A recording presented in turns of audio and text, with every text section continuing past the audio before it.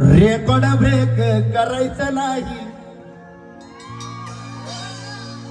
गुन्हेगारीच्या विश्वात. माझं म्हणणं आहे रेकॉर्ड ब्रेक करायचं नाही, गुन्हेगारीच्या विश्वात. शिका संघटित आणि संघर्ष. ते गाणं नाही हे गाणं काय म्हणते माझं? रेकॉर्ड ब्रेक करायचं नाही, गुन्हेगारीच्या विश्वात. शिका संघटित आणि संघर्ष असं सांगितलंय भीमबाई.